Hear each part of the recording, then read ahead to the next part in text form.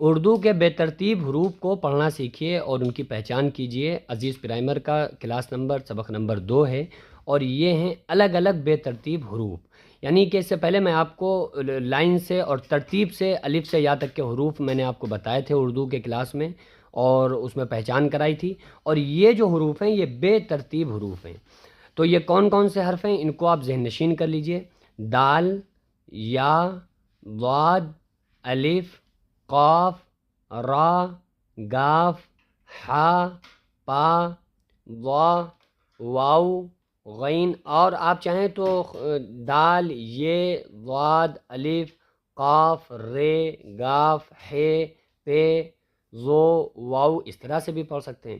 لیکن جو میں نے پہلے آپ کو پڑھایا اس سے الفاظ حرف ادا ہونے میں بہت زیادہ آسانی ہے، اس لیے میں اسی طرح سے آپ کو پڑھاتا ہوں۔ غین، با، خا، تا، یا، یہ بھی آپ کہہ سکتے ہیں، اس کو ٹے بھی آپ پڑھ سکتے ہیں۔ زال، زا۔ اب زال اور زا میں اس کے حروف میں بھی فرق ہے، دونوں الگ بھی ہیں، ان کی آوازیں بھی دونوں کی الگ الگ طرح سے نکلیں گی۔ یہ ہے زال، یہ ہے زا۔ زا سختی سے نکلے گا، زال بڑی آرام سے نکلے گی۔ تو دونوں پہ نقطے ہیں، اور بس شوشے میں تھوڑا سا فرق ہے کہ یہ زال آگے سے اوپر سے بھی گھومی ہوتی ہے گول ٹائپ میں، اور یہ ایل ٹائپ میں الٹا ایل، مطلب بالکل آپ جو دیکھ رہے ہیں کہ اوپر اس طرح سے اور پھر ادھر اس طرح سے، اور یہ گول گول ہوتی ہے، ٹھیک ہے، زال جو ہوتی ہے۔